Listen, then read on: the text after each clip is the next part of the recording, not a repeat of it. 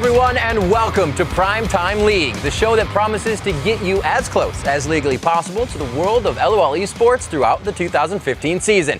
I'm Rivington Bisson III, along with my co-host Joshua Jat Leesman, and from the first champion select of the LCS to the final Nexus explosion at Worlds, we'll be here along with the rest of the PrimeTime League squad to make sure you don't miss a thing. Yeah, and coming up in our first ever episode of PTL, there have been a lot of changes, both in and out of the LCS in the offseason. And we'll take a look at the format and the rule changes with Riot's Nick Allen. That's right. Shox, Quickshot, and Deficio will join us from Berlin to talk about the big stories and player moves in the European LCS, while Freak and Kobe will be here to cover the North American scene. And because PrimeTime League is global, we'll also check in with the major regions around the globe, with Chobra telling us how things are shaping up in League of Legends Champions Korea, known as the LCK, and Pastry Time will give us the lowdown on the scene in China's League of Legends Pro League, the LPL. Yeah, Freak will also help us take a look at PrimeTime League's Fantasy League, which includes participants like Imagine Dragons, Freddie Wong, and of course, Xpeke. That's right. Plus, we've got the Penta, the last hit, and a sneak peek at the new home of the European LCS. But first up, we get to start the premiere episode of PrimeTime League with an incredible announcement about the 2015 World Championship. Yeah, it's really awesome. Earlier today, it was announced that Europe will host the 2015 League of Legends World Championship. It will be held across multiple countries, with the group stages, quarterfinals, semifinals, and final being held in different cities. And while the names of the cities and countries have not been released yet, those details will be forthcoming in the next few months. That's right. And even though the 2015 World Championship might seem like a long way off right now, it will be here before you know it. And while we're talking about Europe, let's go ahead and take a look at the European LCS. Yeah, the 2014 season ended with Alliance winning their first ever European Championship. Fnatic fell short for the first time in their history, but second place was good enough to qualify them for their third trip to Worlds. Yep. SK Gaming joined Alliance and Fnatic at Worlds, but unfortunately, none of these teams made it out of the group stages, leading to a lot of noise coming out of the NA chat rooms, as you could imagine. But that was last year, and a lot of things have happened since then. Yeah, during the offseason, there was a massive shakeup among the European teams, with newcomers winning their way in, old teams getting blown up, and a ton of roster changes for just about every single squad. Let's actually take a look at the 10 teams who will be playing in the 2015 European Spring Split. Let's do it. Up first, the 2014 European champions, formerly known as Alliance, now known as Elements. This year, Froggen and crew will be taking the stage with a new name, a new logo, and a new AD carry, while Fnatic and SK's names and logos are about the only thing that's the same about those teams. Last year's World Championship participants will be joined by 4 other returning LCS squads: Roccat, the Copenhagen Wolves, Gambit, and Meet Your Makers, who were formerly known as the Super Hot Crew.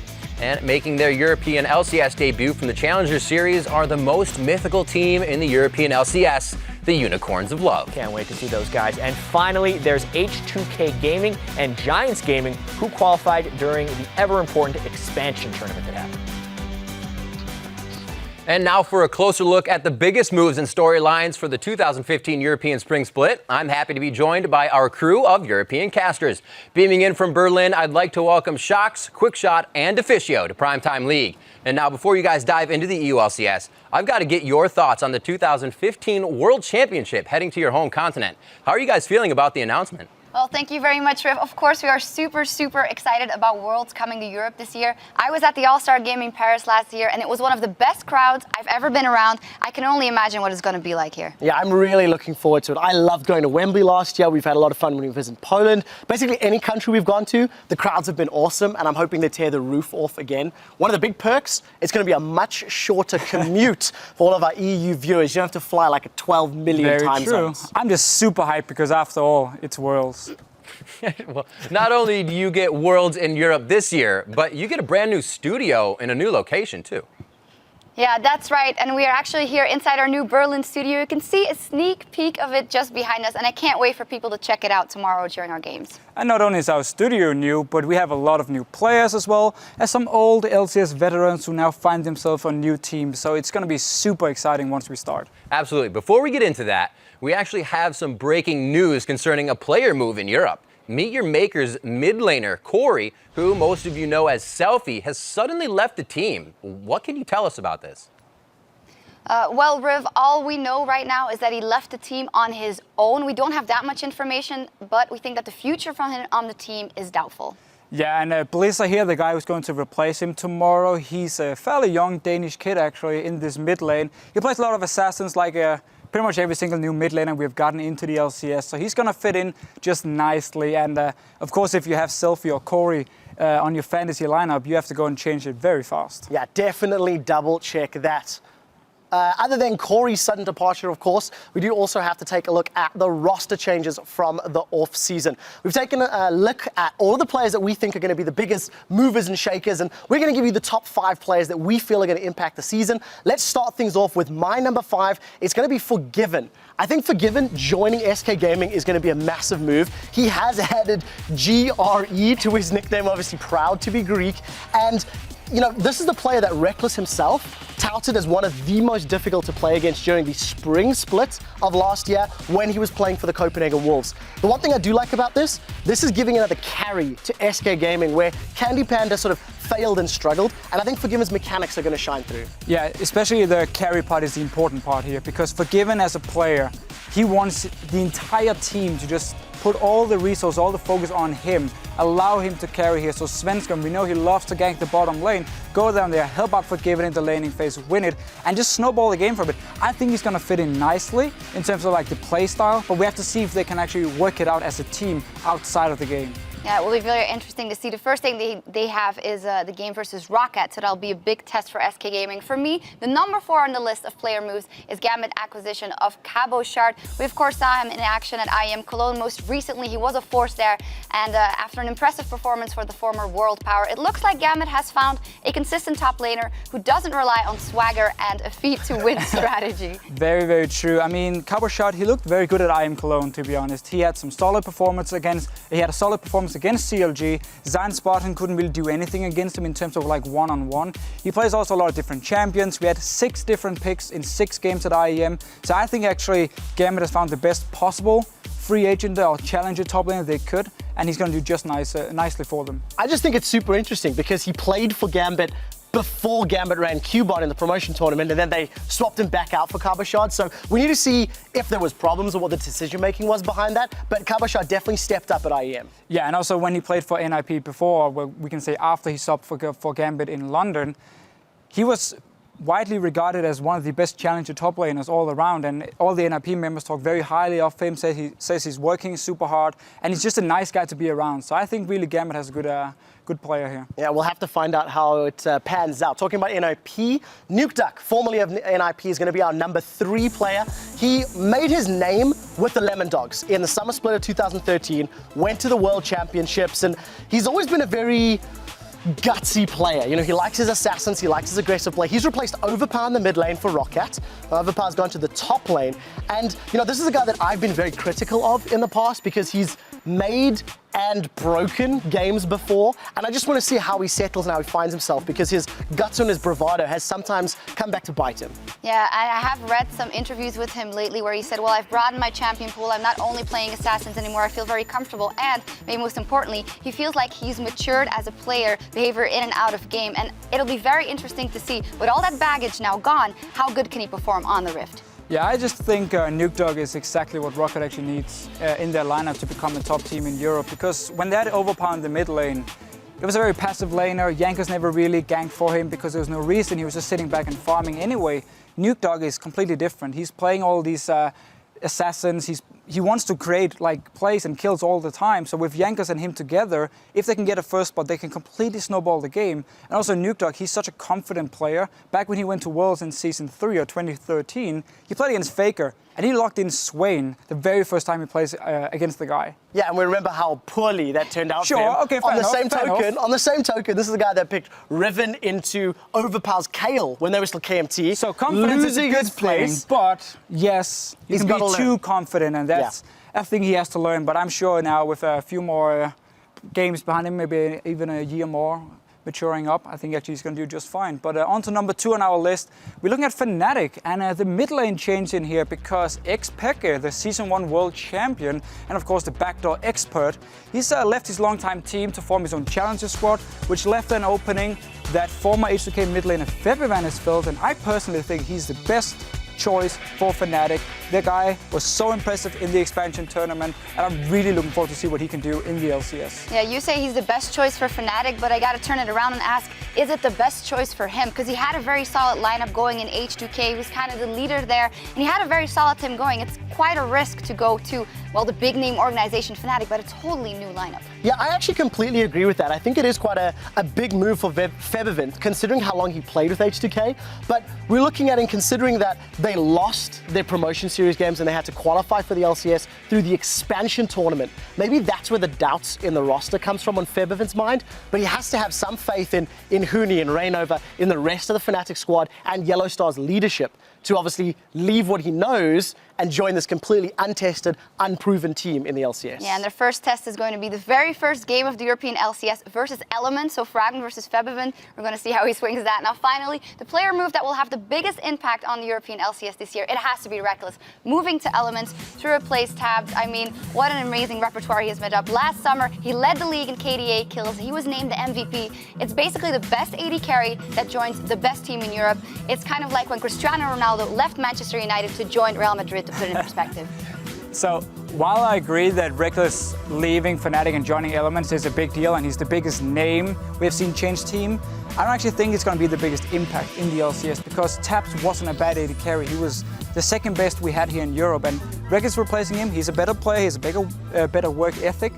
But that's about it. I mean, he's not going to make too much of a change in the lineup itself, and I think like Nuke Dog joining Rocket here is going to be bigger for them, and it's going to have more impact than just Reckless stepping on to the lineup of Elements. I don't know how much I agree with you. I do think it's a big deal that he's left Fnatic, but I think the Reckless to Elements move is probably the change that Elements needed in terms of mindset off the Rift. Yes, in-game ability may not be a big improvement, but putting a guy into the scenario with Wicked, with Frog, and with Shook, that's going to play for hours and hours on end. This might be that extra kick that gets Elements one step above to prevent a kaboom scenario like we saw last year. So for me, the problem for Elements is not that they don't practice enough or don't play enough. They're one of the teams who put in the most hours in the game already when they had Taps beforehand. The problem is when it comes to actually taking whatever you learn in practice and using it in the game itself. We saw what IM San Jose, pick and ban phase, I wasn't a fan of it. Picking Zeref twice into like full hard engagement from Cloud9, it didn't work out for them. Shook was very inconsistent as well. There are more problems for Elements they need to fix than just the AD carry position where they get Reckless now. But I agree, it is an upgrade, and I think they're going to be the strongest team in Europe. All right, guys, now I'd like to shift from the biggest player moves to the storylines that you're watching heading into opening day tomorrow. All right, I'm going to kick this one off. For me, it has to be Fnatic. I think this is the biggest story that we're looking at in the European LCS. You look at the old Fnatic, they had 3 consecutive LCS titles from 2013 spring to 2014 spring. They took second in the summer of last year. Only Alliance, now Elements, was able to beat them. And this is a team that completely owned and dominated Europe, that no longer exists. The only remaining member is Yellow Star. Yeah. This is a guy that's played in every single regular season game. My question is, was it the players from Fnatic that made the team, or was it the organization that made the team? And that's what we're going to find out. You're looking at guys that have got like a 70% win-loss ratio over the course of nearly 2 full years of LCS. Fnatic as a squad are mind-bogglingly good, and we've heard good things about Huni, Rainova, Steelback. Yeah, I actually really like what Fnatic has done with the new members here. I know there's a lot of talk on social medias about, oh, why not pick up Taps and Dexter and these free agents, but I think Fnatic just said, we don't want to try and replace our former big names with just known names like, again, Taps and Dexter. If we want to look for completely new players where there's not really any pressure, suddenly people are talking about Fnatic being a mid-tiered team here, even maybe a bottom tier with these new members. So there's no pressure, no real expectations for them. And they can just go and work really hard, improve, slowly become better and better. And we know Huni has been doing fantastic in the weeks leading up to LCS here. So I'm really looking forward to see what he can do and if he can become one of the best, if not the best top laner here in Europe. I've been inspired by Freak a little bit, and I do think I have to ask the question. When you look at Fnatic, the question is simple. Is there reign over, or will reign over, usher in a new crown. And only time will tell. Yeah, we will see. I do think that a yellow star in that lineup, it will be so important because he has that much experience. He has to take this new young player under his wing, and we will see how that pans out. I see good things for them. Maybe not immediately. They gotta warm up in the LCS. In their first game versus Elements, it's going to be such a test.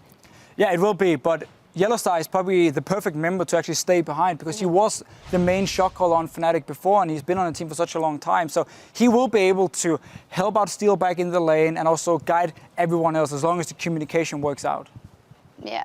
And while Fnatic find themselves trying to rebuild a dynasty, I'm incredibly excited for the LCS debut of the Unicorns of Love. They have a ton of hype behind them, and the most recent hype, of course, comes from the IEM San Jose. But we'll get to that in a minute. But we can't forget, of course, that they were playing those unique picks long before that in the challenger scene. There was Vizicachi and Kikis. They just pull out crazy champions. We had the TF at IEM San Jose. We had Vizicachi playing Swain in the final of the Challenger Series versus NIP. We had actually when they qualified versus MYM 3-2, it was Power of Evil on Cassiopeia in the final deciding game to get them into the LCS. Very impressive.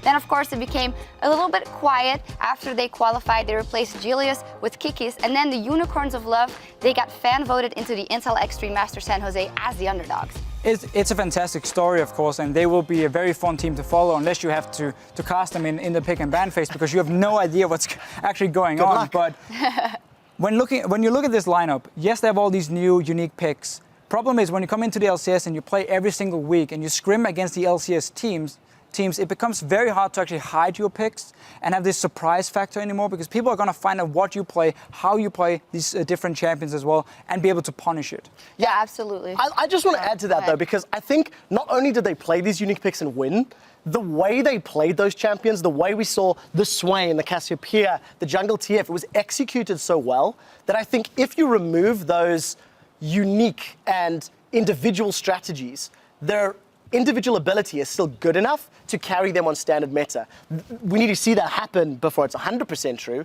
But I think from what we've seen already, the ingenuity is one side, but they're also good enough to play standard and pick up wins. That's what we're going to have to see. Yeah, absolutely. But you mentioned the individual quality. We have to mention Power of Evil, kind of a prodigy there in the mid lane. As mentioned at the Intel Extreme Masters at San Jose, he absolutely bodied Bjergsen. It was with the help of that Jungle TF in one of those games, but also one-on-one. He actually had a KDA of 14 in those two games versus TSM, and Bjergsen had a KDA of 0.70. That says it all. If you can come to an event like that and just hold your own in the mid lane, knowing how heavy the mid lane is going to be here in Europe, that means a lot. But as you mentioned, the Fisho, it's all one thing, but how can it all hold up in the LCS? We're just going to have to see. I mean, I actually really like the fact you mentioned Power of Evil and the mid laners in Europe because that's my storyline going into the LCS. We have so many insanely strong mid laners here. We have 6 new guys joining the LCS. Power of Evil, of course, is one of them. Then we have players like Febiven, who's going to Fnatic. We have, of course, Nukedog joining Rocket, as we mentioned earlier, or rejoining the LCS in his situation. And Europe has long been a region known for its famous and very strong mid laners. But we actually haven't seen anyone join like the elite ranks of Froggen, Xpeke, and Alex Ish. We always talk about how we have these good mid laners. Nobody really get up to that level. And we're now looking at 3 years, back since Season 2. Nobody has joined him. Froggen was close. Sorry, Froggen. Bjergsen was close. Same Danish. He left He us. went to NA, so he's no longer an EU mid laner. Of course, we had Nukedog in the summer split of 2013. He was knocking on the door, went back down to Challenger. We didn't see him for a year, so he didn't really join either. And this new class, they look good. But we have to see if they can actually perform in the LCS against Froggen, who's the only remaining of these elite mid laners. And he's, of course, the king you have to beat if you want to join. Yeah, we will see, and it is going to be a big test for all these. Because Febiven, yeah, he did so good in Challenger, and Power of Evil did so good in Challenger, but it will be very interesting to see if they get better by playing these good mid laners we have here, or if it maybe brings their skill level down. We'll see how it all plays out. All right, guys, thank you very much. Lots of stuff to look forward to, and keep an eye on this split. We'll see you all again tomorrow as the European LCS starts up, and sorry again for stealing Bjergsen. Not really. But before we take a look at all the offseason moves in the North American LCS, let's send it over to Jat, who is joined by a man who can tell us all about the changes we'll see in the LCS this year. Yeah, I'd like to welcome Riot's Nick Allen, Manager of League Operations, which means he is in charge of League Operations. And while that's impressive, last year you had a bit more fun. You got to open a bunch of envelopes and prove that you're the best envelope stuffer as well in North America. Let's actually take a look at that video.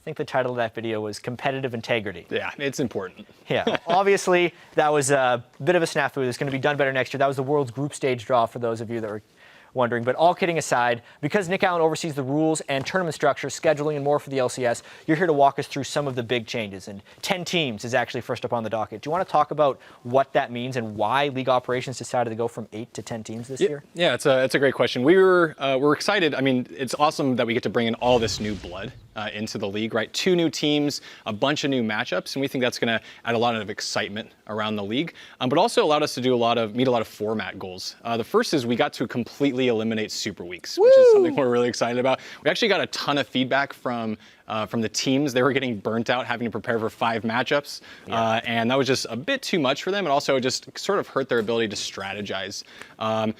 We wanted to be able to elongate the playoffs over the course of 3 weeks. So now the quarters, the semis, and the finals are all going to have their own weekend for teams to properly prepare, but also for fans and all of us to get super excited. It's important. Those are the most enticing games. Last year it felt strange because we had 11 weeks of regular season. Right. We're like, all right, 1 week of playoffs, Exactly. 10 hours of games, let's go. Yeah, exactly. So we want to be able to sort of match the excitement by extending those out. It should be really good. And then lastly, teams were previously playing each other 4 times in the split. So when you got to towards the end, you've seen this 3 times, and it's not as exciting as it can be. So we wanted to reduce the exposure of those matchups. So teams are going to be playing each other twice now, and we're thinking it's going to make for a little bit more mystery around those matchups. Well, for the TSM Cloud9 matches, I'd watch that any single week, but there's definitely some other matchups that are only good to see 10 times. So good variety there. Also another big change as far as honestly the spring split concerns, but world qualification in general. We have a new qualification system, championship points. Yeah, we're also really excited about that. Previously, we just took the top 3 teams from the summer split, and it didn't really add a lot of value for like what do you do during the spring split? How is it important, right? Stay in the LCS. Just stay in, right? And we had some other appealing things, but overall, we wanted to add an exciting new way for teams to be qualifying for Worlds. The first is we still want the hottest of the hot team to be the #1 seed going into the World Championship. So the winner of the summer split is going to automatically qualify, and they're going to be the #1 seed. Yeah, and just kind of as an example, if this system were in place in Korea last year, we would have seen the KT Arrows going to Worlds. Absolutely, yes. And we also want the most consistent teams going to Worlds as well. So we're going to take the highest championship point earner over the course of the spring and the summer split, and they're going to be the #2 seed going into the World Championship. And then lastly, we wanted to do something exciting for the #3 seed, and so we looked all over the place. And Korea had been doing something similar to this, but we're going to have an additional tournament after the summer split finals to find out who that last team is going to be. So we're going to take the #5 championship point earner. They're going to play the #4 championship point earner. The winner of that plays the #3, and the winner of that plays the #2. The winner of that is the #3 seed, and they're all going to be best of 5. Should be really exciting. I'm sure you have a specific league ops term for that. I like to call it the Mortal Kombat bracket. Yeah, we call it the gauntlet internally. Yeah, so it's great. That works. It's nice. It's like a weird combination of rules from everywhere, but I really like the system. Yeah, it should be great. One final question here I have for you as far as player movement, since we have so many international players in the LCS now, is exempt non-residents, who's allowed on teams, because there's a little bit of ambiguity still going on there. TSM in particular, it looks like they have 3 non-North American players on that team. How is that working and how is it all legal? Right, gotcha. So there's 3 classifications for players in the NA and EU LCS. You have residents, or players that have been in the region for 24 of the last 36 months. You have exempt non-residents. We needed to create a classification for players who were here when we implemented the rule. We didn't want them to sort of be Here's hurt the by rule. this. Exactly. Get out of here, right? So we wanted to make sure that they had local options. And then lastly are non-residents or international players that come over and that haven't been here for 24 months. And so the rule as it states, and it was a little bit wordy here, but you can have up to 2 exempt non-residents. I'm sorry, you can have as many exempt non-residents on your team as you want. But if you have 2 or more, you can't add any additional non-resident players because we want that regional identity to remain intact on the team. But where it breaks down a little bit is what happens if you have one exempt non-resident, which is what happened with Team Impulse. Exactly. So if you have 1 and not 2, you can actually still add 2 non-residents on your team, which is what Team Impulse has done. But in the case of TSM, they have 3 exempt non-residents, so they're not allowed to add any non-residents on their team. All right, so it's all well and good. TSM's got 3 exempt non-residents, and Team Impulse has their own thing going on. That's it for my questions. However, you did do a Q&A earlier for League Operations, and we have a few actual questions from Twitter that weren't necessarily answered there if you're down to answer them right now. Yeah, our first question is actually from Gonzo in Buenos Aires, and he asks, how long can it take to complete an investigation for breaking the rules, and are there any specific timeframes? There isn't a specific time frame. What we want to avoid at all costs is making decisions without having all the information. So we do our diligence to dig, and to make sure we have everything before we make a decision. In some cases, teams are willing to sort of just give us the information so that we know exactly what's going on. And in those cases, it's easy to make a call, but oftentimes we have to do quite a bit of digging, and that can take a bit longer. So it's not black and white of having an exact amount of time. Absolutely. And the next one actually comes from Andre, who wants to know, what are your views on discipline in esports? Kind of a broader question. Yeah, that is, it's pretty high level. I think discipline is really important. At the end of the day, we want to make sure that everyone's playing fair, to give everyone an equal chance at winning. And discipline is there to ensure that those things are happening. And so that's why it's so important. It's not about just discipline for discipline's sake. It's about really making sure that everyone's having a level playing field. Yeah, what good are rules necessarily if there's no enforcing? It's a really strange thing to walk back and forth. Actually, finally, Phil Anthropy asks, Dear Pope Allen, do you have any words of wisdom for the faithful of the Church of Leaguedom? God bless you, child. Thank you very much, Nick Allen. It was nice having you here. Some nice league clarifications. Yep. Thank you very much. Now that is a glorious beard. Now let's turn our focus, however, to the North American half of the LCS, beginning with a look at the 10 teams who will be competing in the 2015 Spring Split. Team Solo Mid, Cloud9, CLG, and Dignitas all return with the same names, but only Cloud9 has an untouched roster.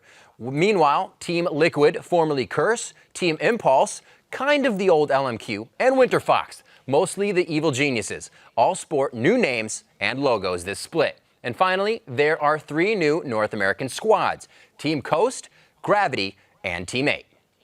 There have been plenty of roster moves throughout NA as well. And here to help me break down what we think are the 5 biggest lineup changes are Kobe and Freak. How you guys doing? Doing great, man. LCS is going to be fun to watch. Yeah, I'm really looking forward to it. Starts tomorrow for Europe, and for us in North America a few days from now. It's actually worth noting the only team in North America, Cloud9, is starting the same players from last split. So there are a lot of changes to choose from for this list. First up, actually, number 5, it's Team Solomid's new jungler, Santorin. Now, Santorin was a member of Team Coast in the Challenger Series. This year, he's going to be facing off against his former team as a member of Team Solomid, who are the defending champions. Really big shoes to fill in that sense. Right. And he's a player who hasn't necessarily lived up to the pressure in the past. I'm looking forward to see how he does on TSM with a coaching staff and some time to develop. Yeah, the cool thing is he was a good jungler as far as Challenger was concerned. Of course, he's in a bigger league now, and that is going to be more difficult for him.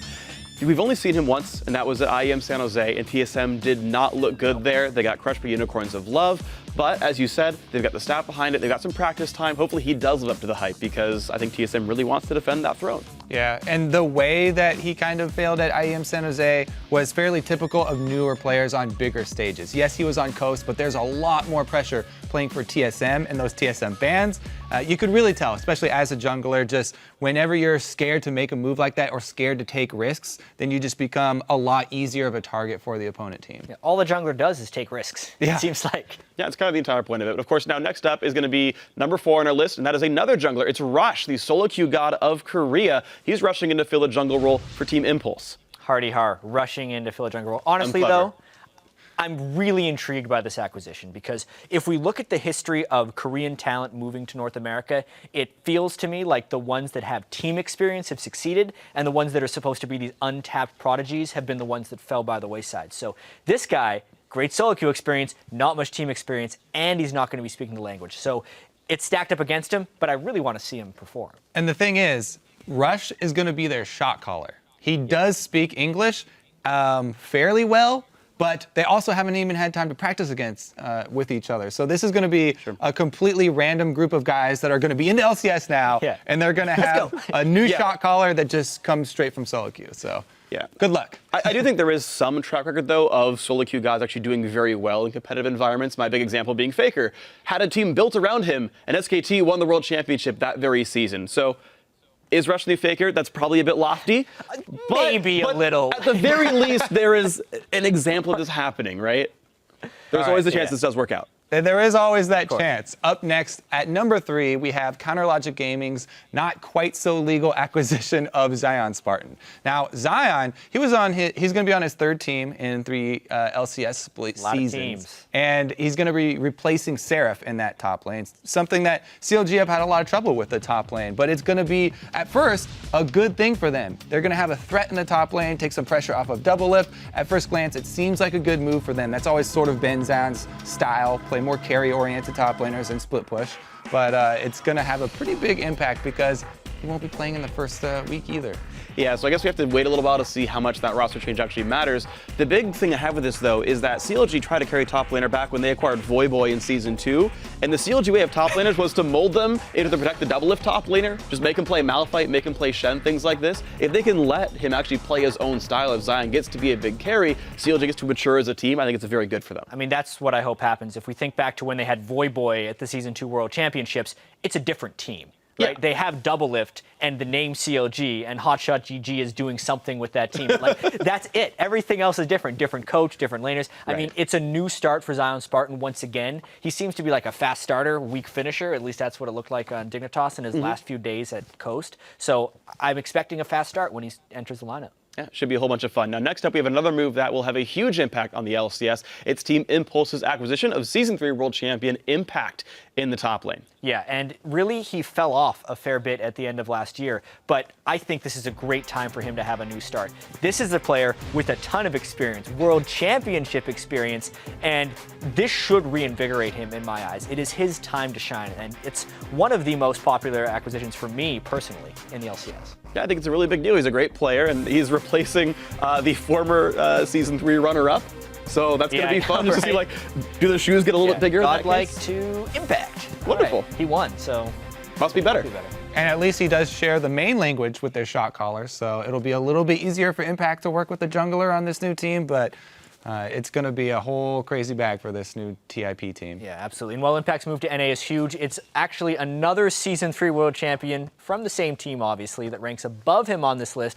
Piglet joins X Special and Team Liquid in the bottom lane. This is a really interesting move because Piglet has so much talent and drive. Yeah, and it's a big move for multiple reasons, not just because of, how big a star Piglet is, but also because this is a huge change for Curse as an organization. Since Season 2, they've always had the same AD carry Cop, and they would just switch out supports and bring in all these different supports for him to work with. Now, they're actually changing AD carries over to Piglet. It's going to be a completely different story. You already mentioned his drive.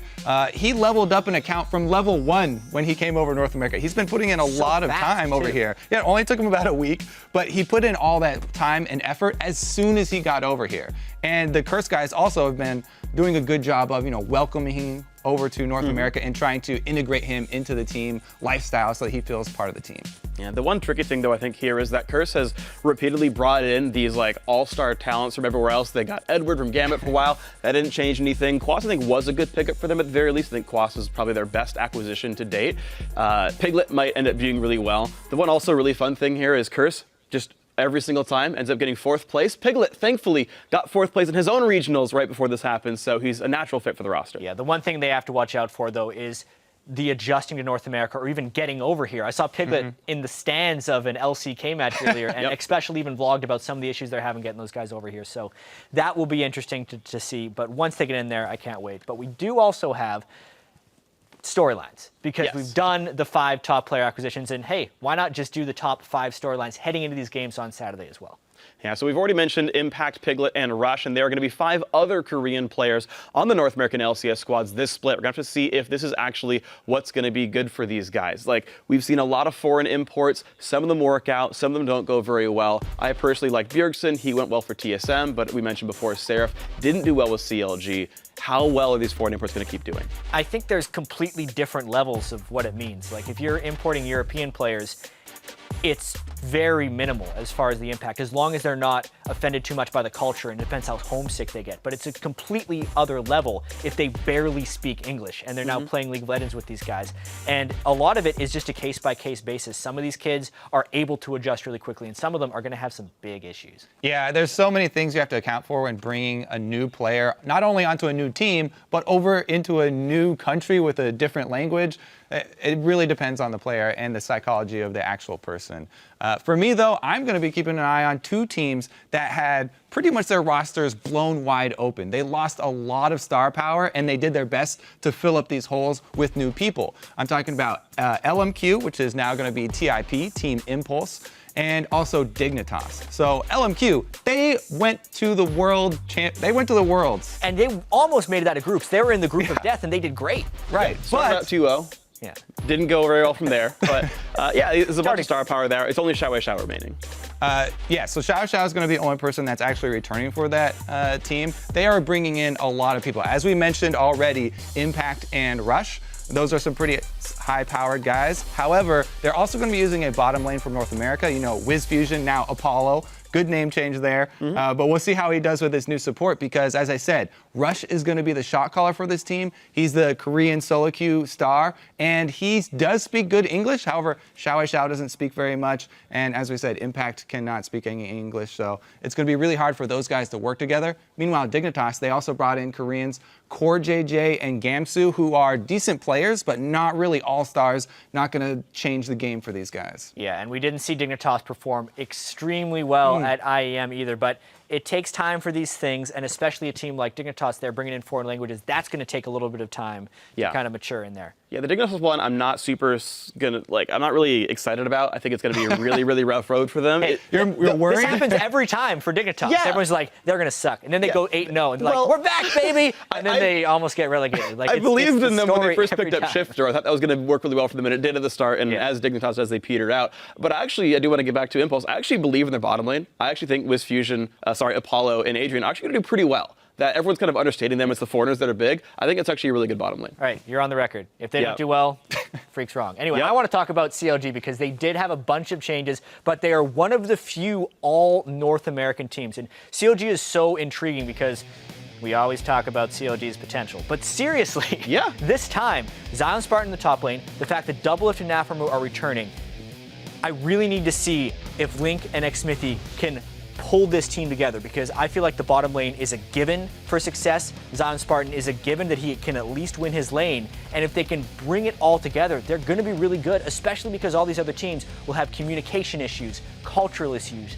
CLG shouldn't have any of these, and they'd be poised for success. And everybody on that team had to go through tryouts, except for Doublelift and Aframo, to get back onto this team. So everybody has put in a lot of work to get there. You know, there was all these questions around Link, or, you know, around who's going to be the jungler. Those guys worked their butts off to get on CLG. And I actually am really excited for Xmithy specifically because we're talking about all these Season 3 World Champions, Piglet showing up, Impact showing up. Yeah, where was he the last year? It just comes back out of nowhere. Yeah, but also Smithy specifically went to Worlds as one of the top spots from NA when he was on Vulcan back in the day. Back in Season 3, he was arguably the #2 jungler in North America at that time behind Meteos. This guy brings him back up to that level where he's the second best jungler in the NALCS behind Meteos. CLG's got a freaking amazing roster. It's hard to, you know, come out of professional Hotshot retirement. GG was the best top laner in the world at one point. I know. I just like to really believe in people. It makes me sound dumb a lot, but I like to be like, look, he was this good. Maybe we'll see it again. All right, you're on record. Yeah, on record once more. I want to see Xmithy do well. And as we wait to see if CLG can finally live up to their potential, there are 2 new LCS teams this spring split, bringing a lot of LCS old school veterans back in with them. We're talking about Gravity here, formerly Curse Academy. They've got Cop in there, Bunny Fufu in there, St. Vicious in there, all these guys that were on Curse. And these guys are trying to make themselves do just do great back when they were in the LCS. Team Coast is the other one. They've got some EU players coming in. They've got Jesses and Impaler. Those guys were having some sort of middle of the road performances. They got imported, they got dropped from their teams. Coast wanted them. These are these rosters of almost retired pros who proved they were good enough to get back into the LCS, and now can they prove that they're good enough to get to the top of the LCS?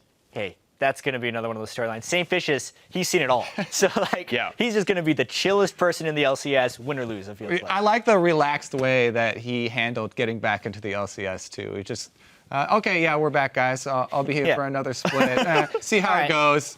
I guess we got in. If not, I can just stream. That's just done. Anyway, we can't look ahead at the NALCS without looking at the most dominant team in the LCS over the last 2 years, Cloud9, obviously. Now, since entering the LCS back in 2013, Cloud9's won 2 LCS splits, earned 2 straight trips to the quarterfinals of Worlds, and they're also the only LCS team to start the same 5 guys over the last 3 splits, not even mentioning they're the only team starting the same roster from last split. So I'm really excited to see if these guys can continue their domination. They had a good showing at IEM. They do have that solid core group.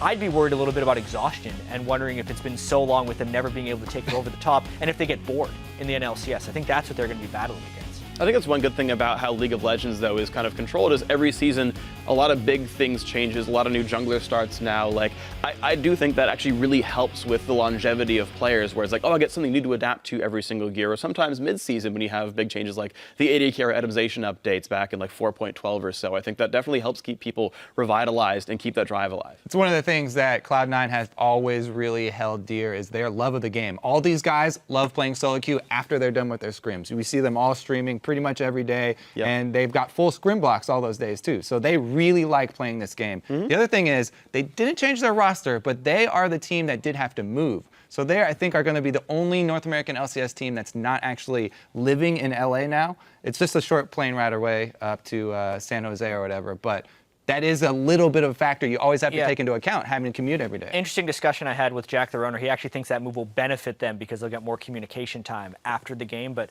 that's all up for debate. Force them to be in a plane and talk to each other. There's no internet. Wasn't any good enough. Jack, they're all like, Jack, is there Wi-Fi on this plane? Nope. Yeah, definitely not. You have to talk to each other. Thank you very much, guys. 5 biggest storylines. That's going to all be kicking off on Saturday for North American LCS. But let's actually send it back to Riv to take a look at some fantasy.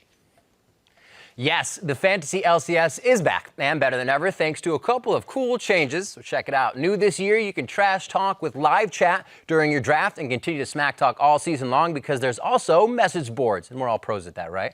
It's all the fun of Twitch chat, but now you'll be insulting people you actually know. Also new this year, you can share your leagues publicly so everyone can watch you own your friends. Plus, you can change your team names during the season to troll them even more. And finally, the lineup lock times have been adjusted so that NA and EU now have different times for those last-minute change-ups. So get moving and head over to fantasy.lolesports.com. Create your own league of 4, 6, or 8 players, draft your fantasy team, and dominate your friends when the action starts tomorrow with the first LCS games in Berlin. And now for more PrimeTime League, the action actually started last week as we assembled a fantasy league of our own. And the draft went down like this. Hey everyone, welcome to PrimeTime League's Fantasy League of Legends Legendary League, or the PTL FL4 for short. I don't know, the name isn't that long, right? But anyway, guys, we put together a really fun 8-person Fantasy League of Legends league. It's going to be great. It's a lot of names you guys are going to recognize. First off, Shox, everyone welcome her to the league. Now, she is a great hostess and everything else, but NA is better than EU, so Shox, well, she's going to have to lose to me every week. Next up, Xpeke. Xpeke, of course, a very good mid laner, but the only thing worse than a European LCS mid laner is an ex-European LCS mid laner, so Xpeke is going to have to be expected to be X'd out of this league. Snoopy will also be joining us here in the league, and now he did help Crepo lose some weight, but I'm just going to help him lose. Artie, everyone welcome him to the league. He's a great up-and-coming DJ, but hopefully his music libraries have some sad violins that he can play for himself when he loses every single week. Freddie Wong will also be joining us here in the PTL FL4. I think he's going to need some really good special effects work to try to cobble together videos that look like him winning, because the footage will definitely not show any of that. Chris Cluey will also be joining us here. Now, unfortunately, this time around, I'll be punting him out of the league. Imagine Dragons will also be joining the roster here. Even with 4 of them, I think they're still going to have to imagine themselves winning any games at all. Obviously, I am the best fantasy LCS player of all these guys, so I've got the best roster. In fact, even my bench is better than most of these teams. That'll do it, guys. Thank you very much for joining us for our first ever draft, and I will look forward to beating you guys every single week. I'm going to say that sounded a little one-sided, Freak, but the teams look like they could be pretty good. So I got a question for you. How did the draft go down, and who do you think walked away with the best team? And don't just say yourself. Well, I have to say myself, I'm sorry, Riv. Honestly, I think I followed some rules that I made for myself that were pretty smart. Drafted a lot of Europeans because they score more points. But it was a lot of fun. We got a whole bunch of us together. We Skyped it up. Actually, Dan from Imagine Dragons was on vacation at the time, so we phone called in because the hotel Wi-Fi wasn't good enough. So he's on speakerphone. One of the other Dragons putting him into the Skype call through that. But everyone stuck around despite a couple tech difficulties, and it was a whole bunch of fun to draft. Well, it looks fun. We'll see how it ends up playing out. But let's actually look at the week 1 matchups, Freak. How do you see those playing out since somehow you're a commissioner as well as a participant? It's got to be against some rule. No, it's fine. I'm going to be doing great. So I'm actually up against Imagine Dragons in the very first week. And I generally rank teams based on what teams the players are from and how I expect the teams to do in their opening weeks. We've actually got very similar teams. The big difference being that I've got guys from Elements. He's got guys from Team Liquid. And unless Teal gets out to a good start, I'm expected to win that matchup. Reckless is going to score me a lot of points. Next up, Shox versus Chris Kluwe. And Shox has a very well-diversified lineup full of great players from great teams. But Kluwe, he's kind of relying on Link and Doublelift. And they don't have Zion Spartan for the first week. They don't have Scar for the first week. It's going to be kind of difficult for those guys to score points. Also, Altec without Crepo might not do very well either. Next up, Peke versus Artie. And Peke is putting so much faith on this new started Fnatic lineup. I think they'll be slow starters. I don't think he's going to score a lot of points early on. I think that's going to be difficult. Meanwhile, actually, there's players from Gambit like Edward on the roster for Artie that are going to be big point scorers. I think Gambit are underrated right now in the preseason, and they'll do well. Finally, Snoopy versus Freddie Wong. And these, to me, Riv, you asked who are the best teams aside from myself. I think these two have the best team. This is a very close match. I do give the edge, though, to Snoopy because I think Frog is going to score a lot of points and Pobelter on Winter Fox. I don't know if they've actually got a great lineup for themselves. And so even though Pobelter is a great player, I don't think he's going to score very well if his team loses all the games. All right, Freak. It looks like it should be a lot of fun. Hopefully you can avoid tons of losses, and you're going to need it. We're less than 24 hours from the start of the 2015 LCS season. And to celebrate the opening week of games, Riot released this Legacy Challenger Ahri skin. Challenger Ahri is available until February 2nd, but if you'd like to try and win one of these skins now, you can send your answer to our PTL Twitter question of the week. Question is, who were the 3 most played champs in the mid lane during last year's LCS regular season? That's right. For the next 24 hours, tweet your answers to @LOLesports with the hashtag PTL for a chance to win this Challenger Ahri skin. And speaking of Ahri, we have the top 5 plays that the nine-tailed fox pulled off last year from our coverage of the LCS and Worlds, or as Faker can already call them, the Penta. Coming into the Penta, number 5. These were some awesome plays. We see number 5, Selfie, cleans up with a double kill. But they're not aware of their mid laner coming towards them. Genji's going to get focused. Diamond comes around the side, gets Sing's caught out. He's going down very low here. And it's Selfie coming in way too late, but it's going to be nicely grouped up. He should get enough damage down. Genji's in trouble. Mimov teleports in towards it. Eddie going down as well. He gets caught out. Diamond gets taken down. And Selfie just runs through the entire team. Gets himself a double kill. Sneaking in at number 4, it is Shifter's solo kill onto Bjergsen. Daydreaming and intended won't give him that time. Oh, the fog of war! Such an old tactic being used, but still such a good tactic. At number 3, it's Tenones with the charm over the wall to pop Wicked. They're going to try and push up mid as quick as possible. Alliance have to swing around and sweep and try and cause this one. The charm catches on Wicked. No way. Tenones goes in. He's got him. He takes him down. Our number 2 play shows that being underneath your own turret doesn't mean you're safe from Selfie's Ahri. Candy Panda. Oh, he's going to get Dobon. There is the kill. And that's what happened. Well, Flash Charm. That was a great play. And coming in at number 1, Shifter rushes in to take down the Nexus. Goes Daydreaming. Taking the odd one's trying to do what he can. Shifter with the lift spin on. Oh my God. Spirit Rush. Still goes for the kills. The second, he's not going to get it. No, my God, he does get it.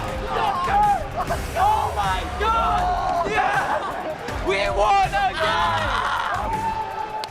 Awesome plays from that year. I'm getting chills remembering them and getting ready for the new ones to come up too. And speaking of the Penta, if you see a play that you think is worthy of being included in PTL's weekly top 5 plays, make sure to hit us up. Yeah, just mark it with the hashtag #ThePenta and send it to @LOLesports so we can use it on Primetime League. That's right, and we will. It's a good one. And remember, it doesn't have to be a Penta to get the hashtag Penta. It just needs to be an incredible play. For instance, here's a play that definitely warrants a hashtag the Penta, as Faker proves why he's a senpai to us all.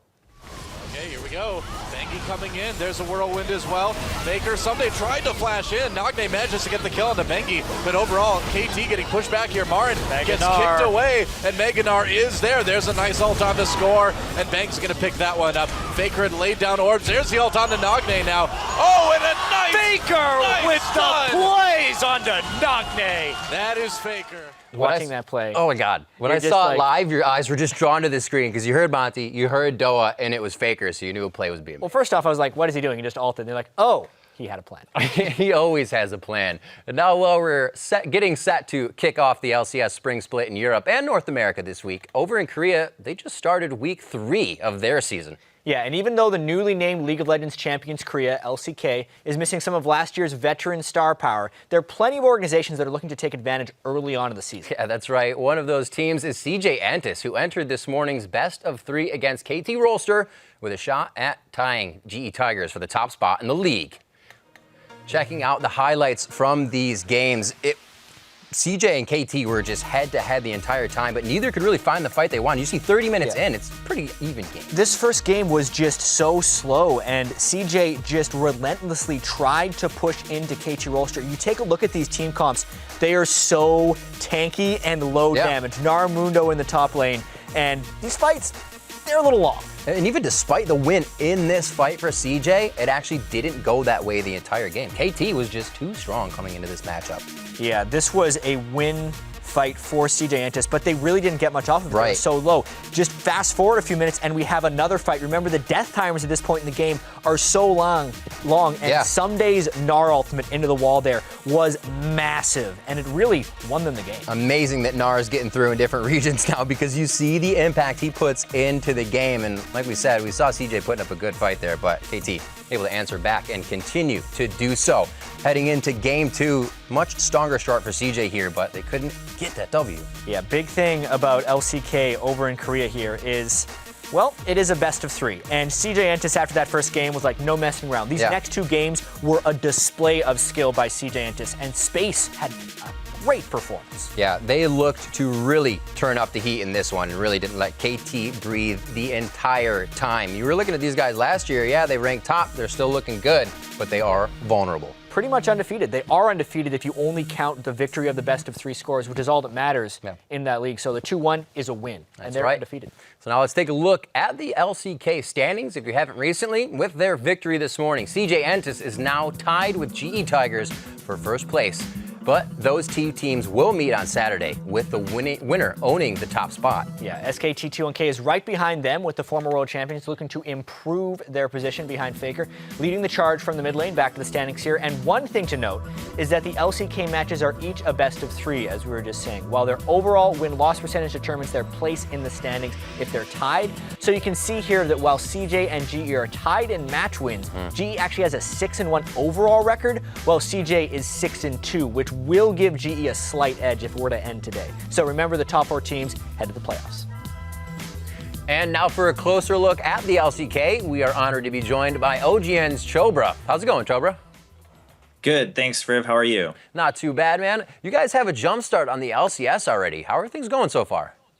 Yeah, well, we've had 2 weeks of matches so far, and already we're seeing a big difference in skill gaps compared to the previous seasons, actually. In the previous seasons, we've always kind of had the clear favorite, one team that everyone guessed was going to go to the World Championship, that was going to win the season. And sure, we've had upsets on the way, but the season always started with the same storyline. This season, it's not the same story anymore. We're not seeing just one team at the top, and even if it was, it's not SKT anymore. That's the big thing, nor Samsung. And so we're seeing a lot closer matches, or even if a team wins, the games are going a lot longer. We've already seen games that go the full best of 3. And so I think we're in for a real big treat in 2015. So what team are we looking at out of Korea right now that's kind of toppling things over? Well, it's actually a big surprise for anyone who's been following the Korean scene for a little while. It's going to be CJ Entis and the GE Tigers. Now, this is shocking because the GE Tigers, for one, the team brand itself is not under Kespa, and 2, I mean, some of these players, while they've been on previous teams, they weren't really at their prime when they joined the GE Tigers. On the flip side, we have CJ Entis, who, of course, has the biggest fan base still in Korea, and they've just been around for such a long time. They have a really big rep. But the past full year, they've really just been underperforming, not even getting second place and things like that they used to every season. But this season, both teams are so far undefeated in the first 2 weeks. And you were talking about SKT actually not being one of the teams that's on the top. What has the thorn been that these teams are finding to drive into the side of SKT? Well, SKT also has dealt with a little bit of a roster swap, and I think they're still kind of figuring things out. At the same time, because of the roster swaps, these other teams seem to be more comfortable now just focusing Faker down. I mean, we've had the term come up now, welcome to Camp Faker, where junglers have just been camping Faker in the mid lane the whole time in the early portion of the game.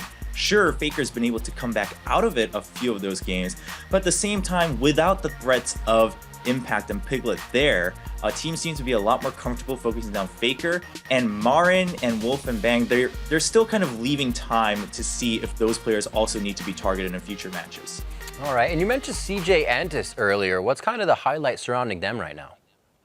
Well, if you've been a CJ fan, you know that it's been a tough time in Space Prison. Space being their AD carry in the bottom lane with, of course, the really, really famous Mad Life as his support. They haven't really been the shining star of CJ Entis for the past year, but this time around, both of them are back in their prime. I want to remind everyone that Space actually, when CJ Entis kind of grouped together under that brand, Space stayed on the team with the old Azubu teams, and Space was supposed to be an AD carry who's going to rise as a star, but then he continued to just perform at the same level without showing improvement, without adapting to the meta each season. But 2015, finally, after season after season after season, he's here to shine. He's made some amazing plays. He stopped a team from getting Baron all on his own. I mean, this guy really deserves to be the MVP this year of CJ Entis. And moving on a little bit, what can you tell us about Najin's bot lane?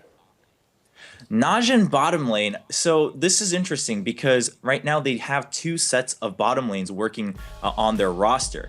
And this is interesting because in 2015, we are allowing those substitutes to come in between sets. So in a best of 3, we could see different rosters all 3 sets. And Najin's a team that's been taking advantage of this quite often. Everyone expected OQ to be the go-to AD carry, despite Zephyr having had the starter spot on Najin for a little while, because OQ's younger, he's a little bit more aggressive, he's supposed to be a rising star, there's so much more potential in him, and yet they've used Zephyr to start in certain matches, especially we've noticed when Najin feels that the opponent needs to be handled with a little bit more consistency, with a little bit more experience. On the flip side, OQ and Kane have shown up to play now and then, and so I think Najin's still trying to figure out which teams, they want to use certain bot lanes against. For instance, against CJ Entis, they didn't use OQ and Kane, and they pay for it. And looking at all the teams, grouping together, get some matches to watch here. What are your thoughts around CJ Entis versus the GE Tigers coming up? Well, so far, this is going to be the battle for the top spot. Whichever team wins this one is going to have gone 4-0 in the first 3 weeks, and that's going to just sound amazing for either of their managements. So I think this is really the match to watch, and right now I think it's hard to tell because CJ Entis has really shown up out of nowhere. I mean, the preseason, they were still underperforming. I mean, all the CJ fans around the world were just saying, it's going to be the same story again, guys. We're just going to sit here and cheer for our team because we like them, but we're not sure what to expect. Not anymore. At the same time, Smeb in the top lane for GE Tigers, he looks like he's ready to battle with the top tier. Such a shy on CJ Entis. So, I think it's going to be a really fun best of 3, probably going down to the last match. Awesome. Thank you for all that info, Chobra. We look forward to hearing from you again very soon. Now let's shift our focus to the region that must have spent nearly $1 zillion to import the Korean talent they hope will end Korea's dominance of LOL Esports, China's LPL. Yeah, last year, Starhorn Royal Club made it all the way to Worlds with 2 Korean stars, Insec and Zero. And this year, many teams are trying to mimic that success by signing every member of Samsung White and Blue collectively to their lineups. True story. Well, most Chinese teams stocked up on Korean imports. The biggest move of the offseason might actually have been made by OMG as they ganked world-class AD carry Uzi from their rivals Starhorn Royal Club. That was huge. Last week, Uzi and his new team took on Vici Gaming and their new roster, which includes Dandy, Mata, and former LMQ AD carry Vasily. All right, and coming into game 1 of this best of 2, you can see here in the bottom lane, a beautiful 3-man Syndra stun coming from Cool. This fight changes this one. Yeah, this was after a whole bunch of rotating and turret pushing by OMG, and eventually VG just decided they had to fight, but they were down a little bit. OMG had the run at them strategy here with Silver just piling through, and some cocky, arrogant play gives them a 29-minute win. Yeah, just coming up onto 30 minutes like you were saying, and you look at the amount of defense that they can put up against OMG, but it's just not happening. Like you said, OMG with full control of the map. And it looks like game one goes to them quite easily. Yeah, Vici, even with the Vasily, Dandy, and Mata, really what looks like 3-4 acquisition just because Vasily was here last year, not the best opening for them. They look to bounce back in game two. It's going to be interesting to see what they can do. And once you've seen your opponents once, you'd hope it changes for the second time. Such a fantastic catch by Heatong there onto Cool. Being able to catch a Xerath as Azir actually shows a pretty big hole in Cool's positioning. OMG playing very cocky in this game, too.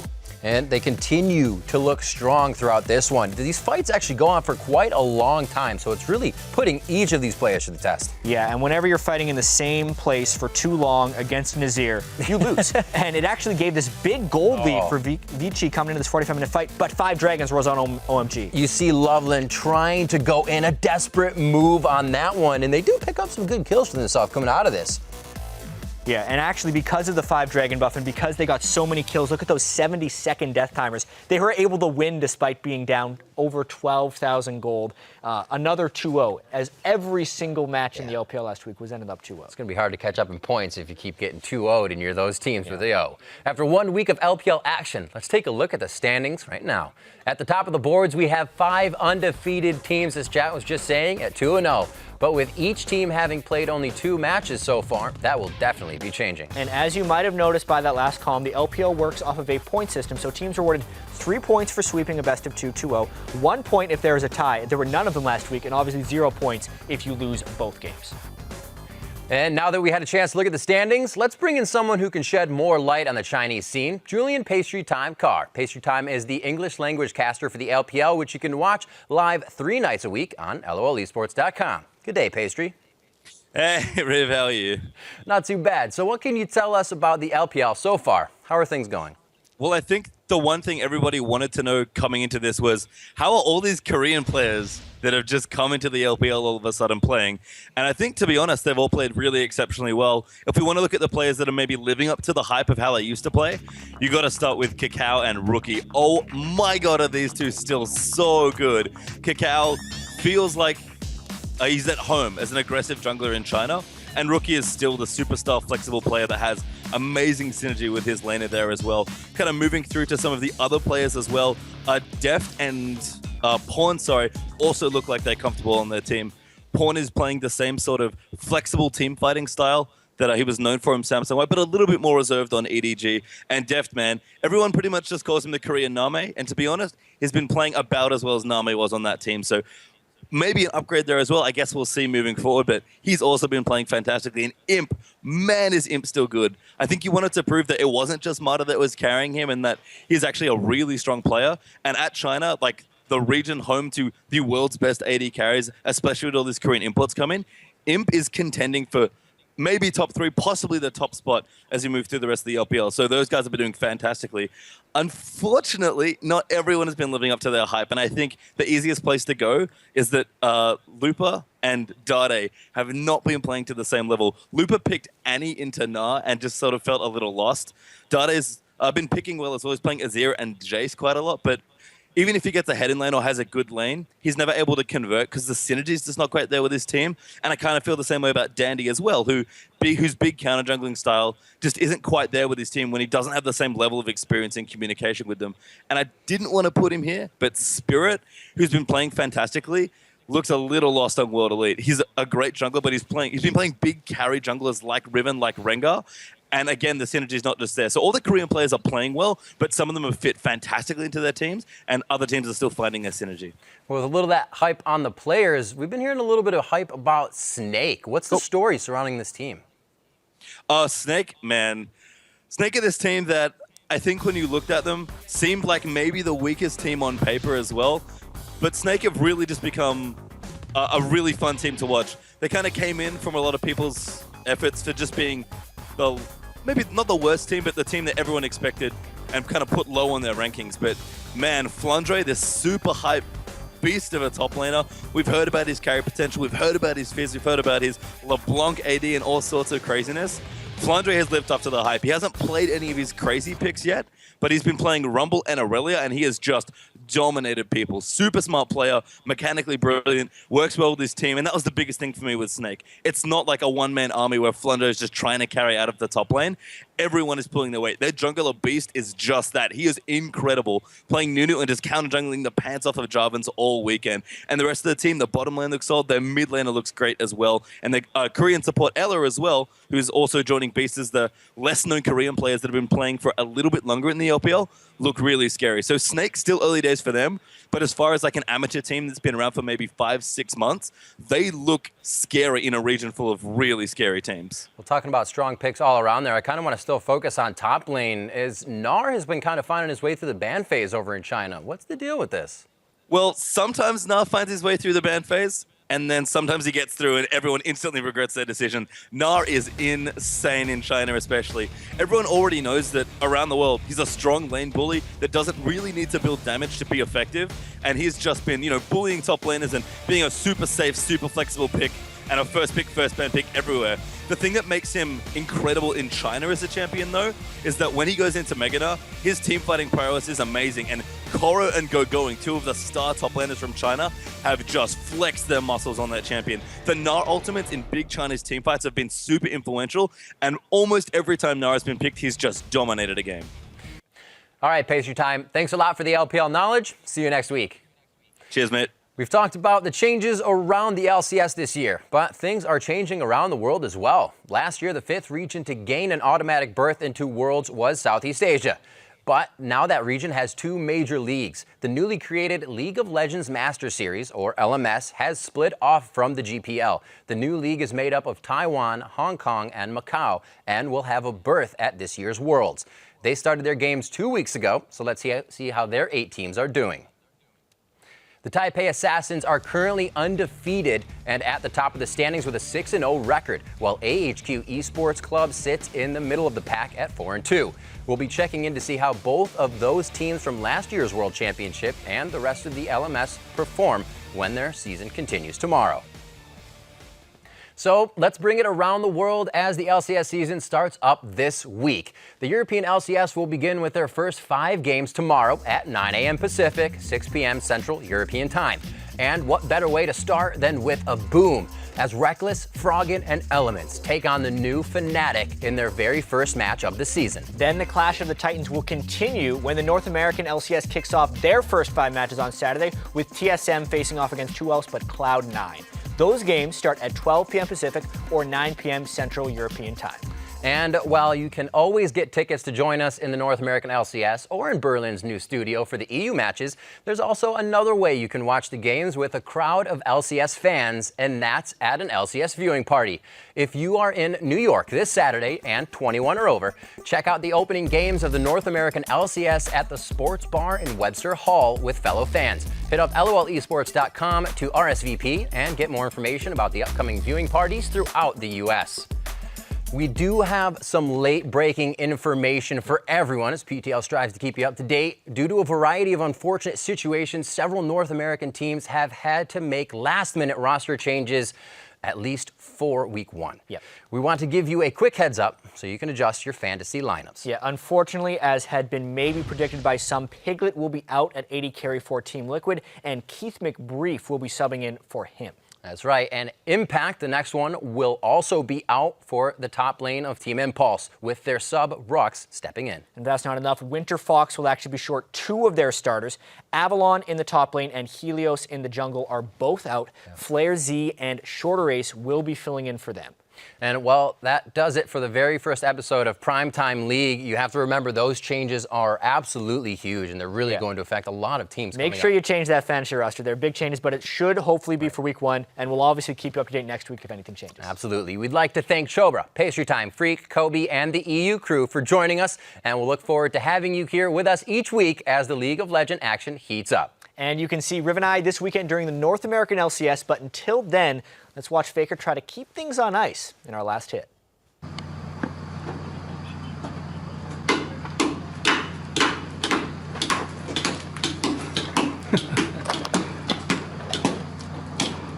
이게 맞나? 아니 저거 정을 이렇게 따다다다다다 이렇게 딱딱처럼 해야죠. 아 이렇게 하라고요? 아니 그 반대 조심 손 조심. 아 이렇게 하라고요? 네, 자.